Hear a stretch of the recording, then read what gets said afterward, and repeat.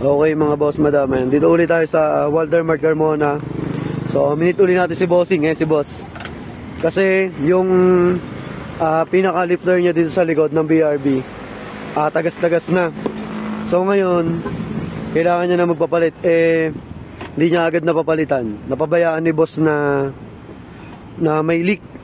Ngayon, kinakwento niya, nakaangat daw na ganyan, biglang bumagsak. Buti na lang, wala siya sa likod. So ayun si boss. O kaya, buti na lang walang bata dito sa likod. Kaya napaka-importante mga boss na wag niyong hahayaan yung likod nyo na may leak. Yung dito sa may lifter. Ito kasi yung kay boss, pakita natin. Hindi niya agad napalitan eh. Pagaling mo yung supot muna. Ayun o. Ayun o, ang dami ng leak. Ito yung ba? Ayan. Ayan, pasang-basa na siya. Kasi siya ngayon, nadumihan kasi dito. Tinanggal namin kanino dito. Ayan. Gilagay mo. Kinukwento ni boss na buti na lang daw nung bumagsak, walang tao sa likodan. Kaya napaka-importante talaga na magpalit agad kayo ng lifter sa likod. Kasi sobrang bigat niyan, yung likod natin ng BRB. Kahit sa hindi BRB, basta nakita nyong may leak na, papalitan nyo na kagad. Kasi mahirap. May customer kami, kinukwento ko kay boss. Hindi natin sasabihin kung kanino. Kinukwento lang din sa akin ng customer na nung nabagsakan nga siya niyan is nagpatahi siya sa ulo kasi nabitak.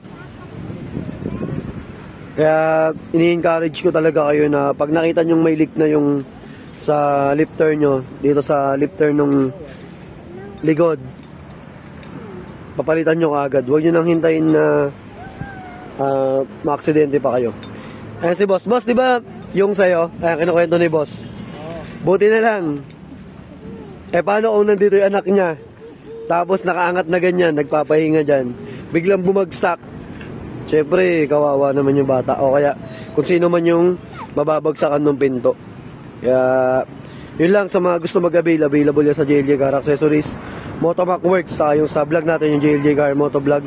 Then yung sa TikTok, meron din tayo. Kami rin yung nagkabit ng top load na ito ni boss.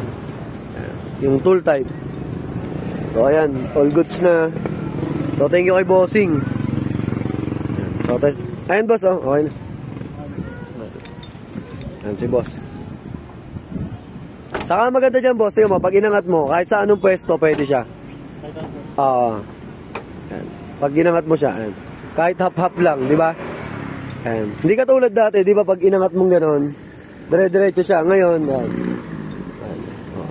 Ayan nyo, nag-i-stay siya. Ayan. So, pwede mo siyang iangat ng ganyan lang. Tapos pwede mo siyang isagad. Ayan. So, approve naman kay boss. Ito nga pala, GT Pro brand to Wait lang.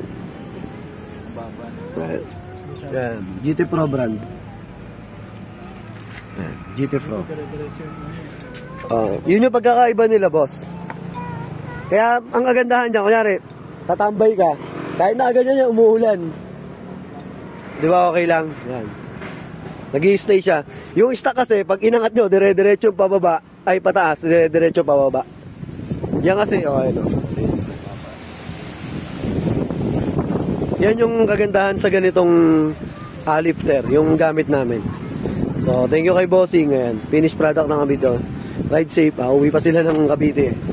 Thank you, God bless.